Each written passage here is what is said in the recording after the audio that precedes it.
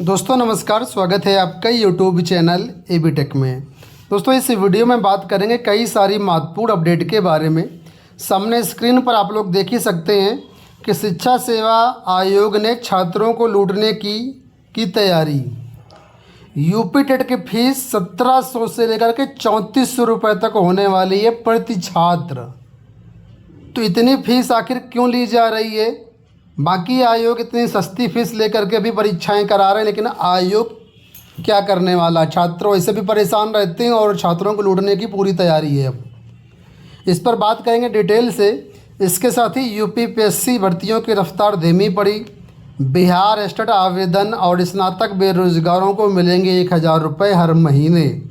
तो इन सभी खबरों को डिटेल से जानेंगे इस वीडियो में। आप लोग वीडियो को अंत तक देखना। वीडियो में आगे बढ़ने से पहले आप सभी के लिए यूपी टेट की सूचना। आज इस वीडियो में हम लोग बात करने वाले हैं यूपी टेट 2026 एग्जाम की बेस्ट बुक के बारे में, जो कि चच्चू प्रकाशन द्वारा जारी की गई है। यहाँ पर देखिए, प्राथमिक स्तर 1 to 5 के लिए एक स्टडी गाइड बुक है जिसमें आपका संपूर्ण सिलेबस कवर किया गया है। बाल विकास, गणित, पर्यावरण अध्ययन, इंग्लिश, हिंदी, संस्कृत विषय सहित संपूर्ण टॉपिक को यहाँ पर समाहित किया गया है। इस गाइड बुक में 3000 से ज़्यादा इम्पोर्टेंट प्रश्न हैं। 4 प्रीवियस ईयर पेपर सॉल्व करके दिए गए हैं और पिछले 7 वर्षों का एनालिसिस चार्ट भी दिया गया है कि किस टॉपिक से कितने कितने प्रश्न आते हैं। यहाँ पर अगर आप देखेंगे तो आपका इसका पूरा एनालिसिस चार्ट मिल जाएगा कि किस साल किस टॉपिक से कितने प्रश्न पूछे गए। इस चार्ट से आपको मदद मिलेगी कौन सा टॉपिक आपके लिए ज़्यादा इम्पोर्टेंट है, किसको ज़्यादा वेटेज देना है। इस पुस्तक की भाषा काफ़ी आसान है। कोई भी अगर एवरेज विद्यार्थी भी है तो अच्छे से समझ करके इस पुस्तक से अपने यूपी टेट एग्जाम की तैयारी कर सकता है। स्टडी गाइड बुक के अलावा इनकी अलग अलग सब्जेक्ट की भी बुक आती है, प्रैक्टिस सेट की भी बुक आती है। तो इन बुक्स को आप ऑनलाइन और ऑफलाइन दोनों तरीके से परचेज कर सकते हैं। Online Flipkart, Amazon, Snapdeal, Meesho या फिर chaccubooks.com से परचेज कर सकते हैं। लिंक वीडियो का डिस्क्रिप्शन बॉक्स में दिएगा। एक बार चेकआउट करके जरूर इनसे ट्राई करना और अपनी तैयारी मजबूत कर लेना। अब दोस्तों वीडियो में बढ़ते हम लोग आगे। यहाँ पर आप लोग ये कटिंग देखिए आज के समाचार पत्रों की है कि टीईटी में आवेदन शुल्क बढ़ा करके 1700 रुपये करने की तैयारी। नए शासनादेश में शुचितापूर्ण परीक्षा आयोजन में अधिक व्यय से शुल्क बढ़ाने का प्रस्ताव। तो आप लोग जानते हैं यूपी टीटी के आवेदन शीघ्र ही शुरू होने वाले हैं और अब की बार जब आवेदन होगा तो यहाँ पर आपसे 1700 रुपये से लेकर के 3400 रुपये तक पे करने होंगे। अब ये 3400 रुपये कैसे होंगे वो थोड़ा सा मैं आपको समझा देता हूँ ताकि आपको क्लैरिटी आए। देखिए, लोग उत्तर प्रदेश शिक्षा सेवा चयन आयोग ने शासन को एक प्रस्ताव बना करके भेजा जहाँ पर जो शुल्क है वो अभी तक 600 रुपये लगता था, लेकिन 600 रुपये से बढ़ा करके अब 1700 रुपये लोक शिक्षा सेवा चयन आयोग करेगा। ये 1700 रुपये आपका एक पेपर का है, चाहे पेपर 1 डालें चाहे पेपर 2 डालें। लेकिन बहुत सारे ऐसे छात्र हैं जो कि पेपर 1 और पेपर 2 दोनों का फॉर्म भरते हैं। तो यहाँ पर छात्रों को 3400 रुपये पे करना होगा एक फॉर्म की फ़ीस। मतलब एक छात्र प्रति छात्र 3400 रुपये लगेगा। जो छात्र दोनों वर्गों के लिए, प्राइमरी के लिए, जूनियर के लिए, दोनों के लिए आवेदन करेगा। अब आप कहोगे बीएड तो प्राइमरी में आवेदन कर नहीं पाएगा, तो आपको बता दें बहुत से ऐसे छात्र हैं जिन्होंने बीएड भी कर रखा है और डीएलएड भी कर रखा है। तो बीएड के बेस पर जूनियर पर आवेदन करेंगे और डीएलएड के बेस पर पीआरटी में आवेदन करें, दोनों फॉर्म भरना पड़ेगा उनको। तो यहाँ पर जो है 3400 रुपये फीस जाएगी। इसके साथ ही जो डीएलएड छात्र हैं वो दोनों के लिए पात्र होते हैं, जूनियर के लिए भी पात्र हैं, तो दोनों फॉर्म भरेंगे। तो यहाँ पर 3400 रुपये फीस देनी पड़ेगी कुल मिलाकर के।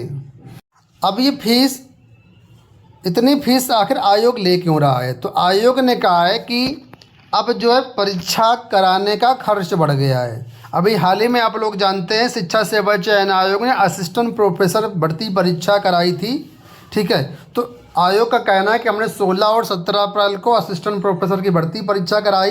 नई गाइडलाइन के अनुसार 19 जून 2024 को शासनादेश जारी किया गया, तो उस शासनादेश के अनुसार हमने परीक्षा कराई, जिससे यहाँ पर खर्च हमारा बहुत बढ़ गया है। इस वजह से इस खर्च को मैनेज करने के लिए हम फीस बढ़ा रहे हैं और इसका प्रस्ताव बना करके शासन को भेजा। शासन से अप्रूवल मिलने के बाद ये फीस आपको देनी पड़ेगी। अब यहाँ पर खर्च आखिर बढ़ा क्यों? तो आयोग का ये कहना है कि पहले एक एजेंसी होती थी, अब यहाँ पर 4 एजेंसी हो गई हैं। पहली एजेंसी का काम ये है कि वो पेपर को छपवाएगी और पेपर को जिलों तक यानी कोषागार तक पहुँचा देगी। इसके बाद दूसरी जो परीक्षा एजेंसी है कोषागार से केंद्र तक पहुंचाएगी पेपर और वापस OMR सीट को आयोग तक पहुंचाएगी। दूसरी एजेंसी काम है। तीसरी एजेंसी जो है वो सेंटर पर जो है पेपर की सुरक्षा व्यवस्था निगरानी करेगी। ये काम सेंटर पर जो भी होगा तीसरी एजेंसी का होगा। और चौथी एजेंसी का काम ये है कि आयोग परिसर में OMR सीट की स्कैनिंग करेगी और स्कोर बना करके आयोग को भेजेगी। तो आयोग कह रहा है कि 4 एजेंसी बढ़ गई हैं, इस वजह से यहाँ पर पैसे खर्च बढ़ गया है। इस वजह से यहाँ पर हम जो है फीस बढ़ोतरी कर रहे हैं। अब बात यहाँ तक तो ठीक है। अब आपको बता दूं कि जो गाइडलाइंस 19 जून 2024 को जारी की गई हैं, इन्हीं गाइडलाइंस के आधार पर आपका UPSSC परीक्षा करवा रहा है। ठीक है, इन्हीं गाइडलाइन के अनुसार जो है लोक सेवा आयोग परीक्षा करा रहा है। और लोक सेवा आयोग कितनी फीस लेता है आप सब देखते हैं, 75 रुपये, 25 रुपये, 125 रुपये, अधिकतम फीस 125 रुपये। तो जब 125 रुपये लेकर के लोक सेवा आयोग RO ARO की परीक्षा जिसमें 10,76,000 अभ्यर्थी थे वो करवा लेता है, UPSSC परीक्षा करवा लेता है, तो ये आयोग क्यों नहीं करवा पा रहा है? भाई ये जो गाइडलाइंस जो शासनादेश है इन्हीं गाइडलाइन के अनुसार सभी आयोग परीक्षा कराते हैं। तो जब बाकी आयोग भी करा रहे हैं तो ये आयोग भी करा लेना चाहिए। फिर ये आयोग अपनी फ़ीस क्यों बढ़ा रहा है?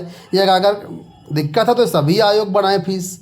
ठीक है, वहीं पर देखिए आप लोग सेंटर लेवल पे UPSC जो परीक्षाएं करवाता है वहाँ पर फीस कितनी होती है? 100-150 रुपये वहाँ पर भी फीस होती है। तो कुल मिलाकर के छात्रों को लूटने की पूरी तैयारी हो चुकी है। अगर प्रति छात्र 1700 रुपये भी देगा तो आज के ज़माने में कम नहीं होता है। महीने का 2,000 से 3,000 रुपये छात्रों को एक महीने की पढ़ाई करने के लिए बारीक जो है पेरेंट्स खर्च देते हैं, लेकिन उसमें अभी ये फीस इतनी जो है अब कुल मिलाकर एक नई लूट शुरू हो चुकी है UP टेट में। खैर बढ़ते हैं अगली अपडेट की तरफ। तो परीक्षाओं पर विवाद ने धीमी रफ्तार कर दी भर्तियों की रफ्तार। तो परीक्षाओं पर विवाद हुआ जिसके कारण भर्तियों की रफ्तार धीमी हो चुकी है। 2 साल में गिरा UPSC की भर्तियों का ग्राफ।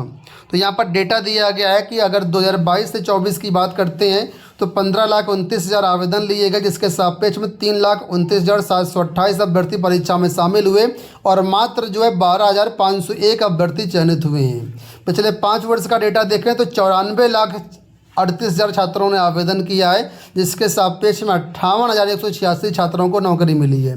तो कुल मिलाकर के लगातार जो विवाद हुए UPSC की भर्तियों में उससे भर्तियाँ धीमी पड़ गईं और अब भर्तियों में टाइम लगेगा क्योंकि पुरानी भर्तियां धीरे धीरे लाइन पे आ रही हैं। इसमें अभी नई भर्तियों को लाइन अप होने में समय लगेगा।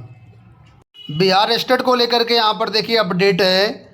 बिहार स्टेट के लिए फॉर्म जारी किए गए थे लेकिन तकनीकी खामी आने के कारण फॉर्म शुरू ही नहीं हो पाए, पोर्टल बंद करना पड़ा और कुल मिलाकर के अब नए सिरे से नए पोर्टल पर आवेदन लिए जाएंगे। पहले के जो पोर्टल थे वो पोर्टल चेंज कर दिए गए हैं। तो नया पोर्टल ये है BSEBState.com। इस नए पोर्टल पर आपसे आवेदन लिए जाएंगे।